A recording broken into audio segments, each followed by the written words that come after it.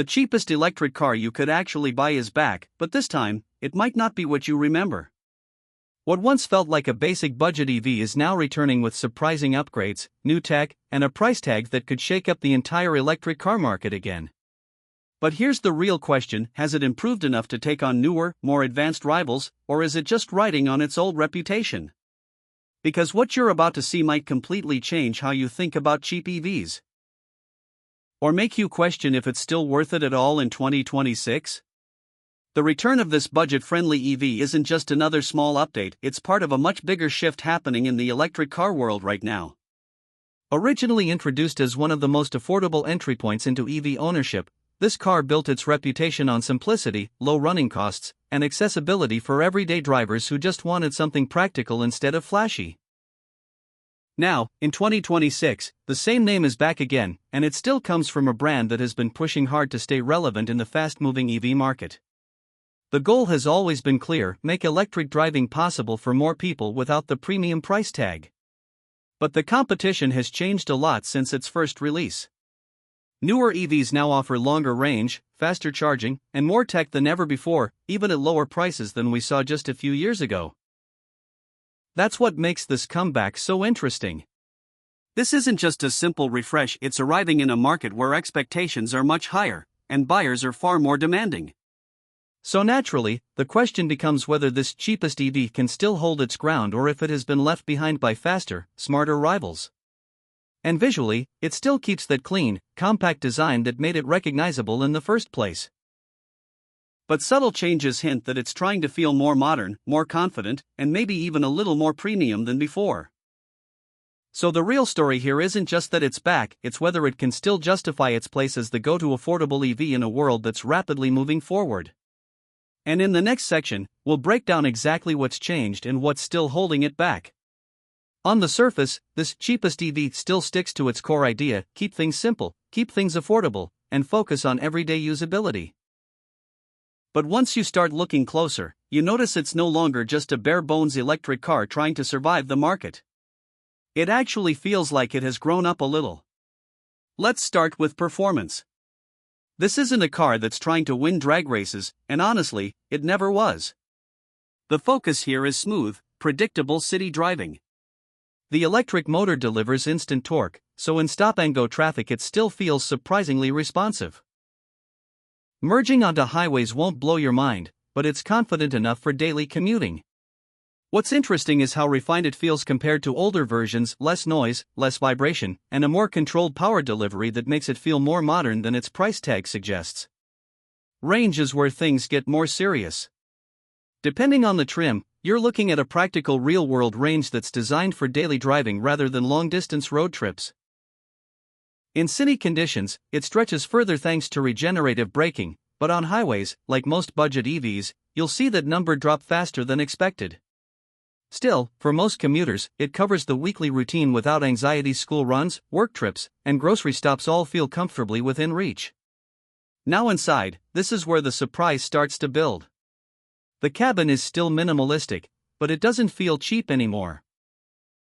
The materials are noticeably improved, especially on touchpoints like the steering wheel and dashboard. There's a larger infotainment screen now, and it finally feels like it belongs in the modern EV world. Space is another strong point. Despite being a compact EV, the smart packaging gives decent legroom for both front and rear passengers.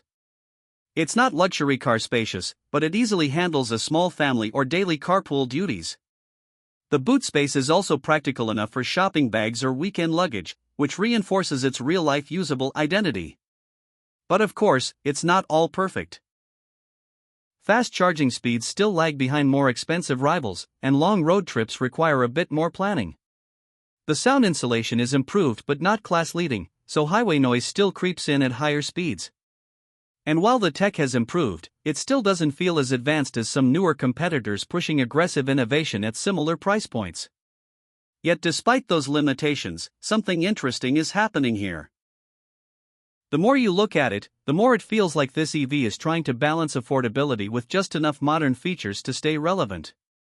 It's no longer the obvious compromise it once was, but whether that's enough in today's hyper-competitive EV market is still unclear.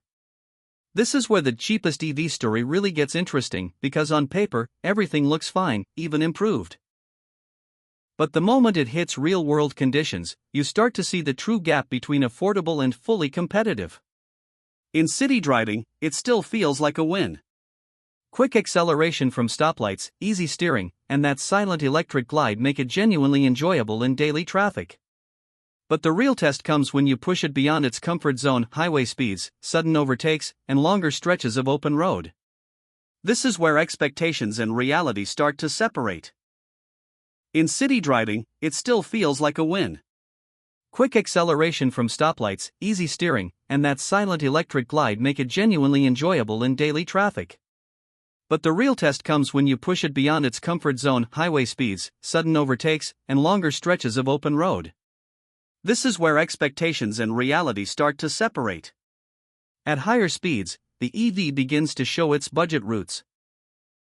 Acceleration loses some of its early punch, and while it's still stable, it doesn't have that effortless power surge you feel in more expensive electric rivals.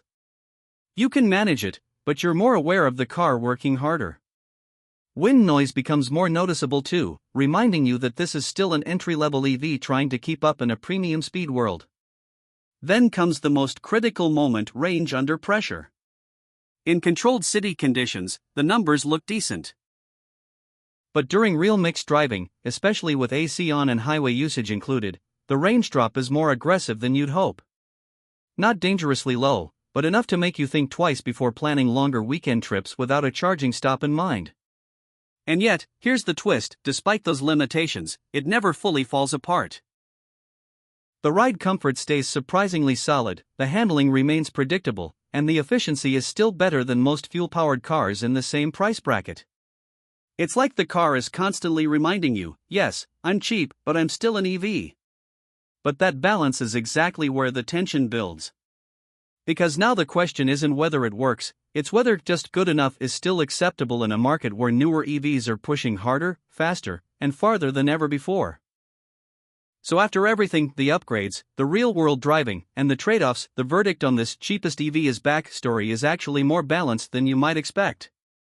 This car doesn't try to compete with high-end electric vehicles, and that's important to understand. Its biggest strength is still exactly what it always was: affordability and simplicity. If you're a first-time EV buyer, someone who mainly drives in the city, or you just want the lowest possible cost of entry into electric driving, this car still makes a strong case. It's easy to drive, cheap to run, and now feels more refined than earlier versions, especially inside the cabin and in day-to-day usability. But on the other side, the compromises are still very real. Highway performance isn't its strong point, long-distance range planning is still necessary, and fast charging speed lags behind more modern competitors. In a US market where EV expectations are rising fast: longer range, faster charging, more tech, those limitations become harder to ignore. That's why its role has slightly changed. It's no longer trying to be the best EV for everyone. Instead, it's becoming the smart entry-level EV for a very specific type of buyer. Urban commuters, budget-focused drivers, and people who want to switch to electric without committing to premium pricing. So the final takeaway is simple: this isn't the most advanced EV, and it's not trying to be.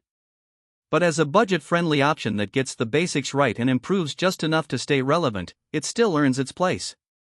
Now the real question is, would you choose a car like this for the price? Or is the EV market finally moving too fast for cheap and simple to survive?